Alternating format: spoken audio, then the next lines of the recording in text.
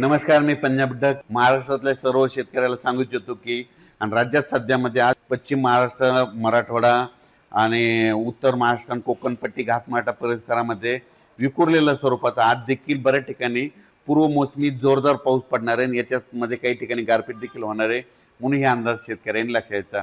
त्याच्यानंतर विदर्भातल्या शेतकऱ्याला सांगू इच्छितो की विदर्भातल्या शेतकऱ्याचे फोन आले पूर्व मोसमी पाऊस कधी येणार आहे। तर विदर्भातल्या सर्व शेतकऱ्याला सांगू इच्छितो की पूर्व मोसमी पाऊस तुमच्याकडं 26 मे पासून ते 5 जूनच्या दरम्यान चांगला पाऊस पडणार आहे। वेगवेगळ्या भागात विखुरलेल्या स्वरूपाचा खूप काही काही ठिकाणी ओढे नाले वाहतील असा विदर्भात देखील 26 मे ते 5 जूनच्या दरम्यान त्या 10 दिवसामध्ये पडणार आहे।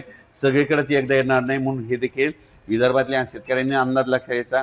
पण विदर्भातल्या शेतकऱ्याला सांगू इच्छितो की तुम्ही काय करा, शेतीचे कामे करून घ्या, शेत तयार करून घ्या, कारण की तुमची पेरणी जरा यावर्षी लवकर होण्याची चान्स आहे। कारण की यावर्षी पाऊस शॉर्टकट मार्गाने येत असल्यामुळं, मान्सून शॉर्टकट मार्गाने येत असल्यामुळे तुमच्याकडे देखील मोसमी पाऊस लवकर दाखल होणार आहे।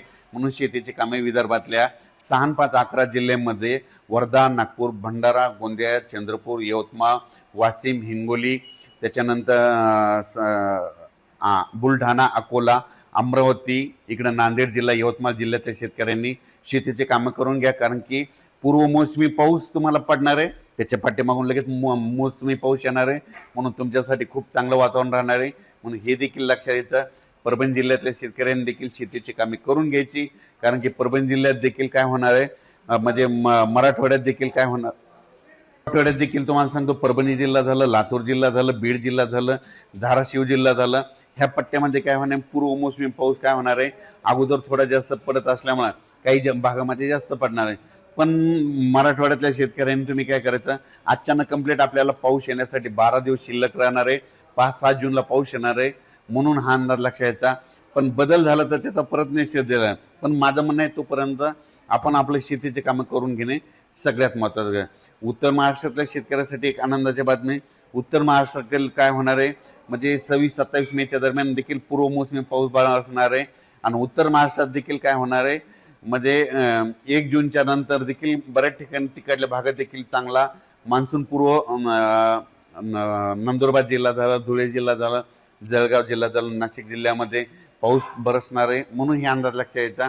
पण उत्तर महाराष्ट्रातल्या शेतकऱ्याला सांगू इच्छितो की तुम्ही काय करा, म्हणजे 5 जूनच्या अगोदर तुमचे शेतीचे कामं सगळे रेडी करून ठेवा, कारण की मान्सून पूर्व पाऊस बी बरसणार आहे आणि त्याच्या पाठीमागून मान्सून येईल म्हणून पीक यावर्षी। पण सर्व शेतकऱ्याला सांगू इच्छितो की शेतीमध्ये पेरणी करत असताना, लागवडी करत असताना स्वतःचा निर्णय स्वतः घ्यायचा। जमिनीमध्ये ईदभर ओल गेल्याच्या नंतर तुम्ही पेरणीचा निर्णय घेऊ शकता। 4 बोट गेलं तर तुम्ही पेरणीचा निर्णय घेणं हे तुम्ही तुमचं स्वतःचं ठरवायचं, आमच्या जबाबदारी नाही। तुम्ही तुमचा पेरणीचा निर्णय घ्या, आम्ही फक्त पाऊस सांगणार, पेरणी करायची की नाही करायची हे सगळं तुमच्या हातात राहील म्हणून हे देखील सर्व शेतकऱ्यांनी लक्षात घ्यायचं। आणि एक सगळ्यात महत्त्वाचं एक सांगतो तुम्हाला, कोणता तज्ज्ञ सांगणार नाही, 1 जून नंतर महाराष्ट्रात पडलेला पाऊस हे मान्सूनचा गृहीत धरायचा आणि 31 मेच्या अगोदर जे पडेल त्याला अवकाळी असं समजायचं, हे मात्र गृहीत धरायचं। म्हणून काय करायचं, 1 जून नंतर जर तुमच्या शेतामध्ये चांगला ईदभर ओलीचा पावसाळा असला तर तुम्ही तुमचा पेरणीचा निर्णय घेऊ शकता। पण तुम्हाला सांगू इच्छितो यावर्षी मान्सूनसाठी इतकं पोषक वातावरण कधीच नसतं।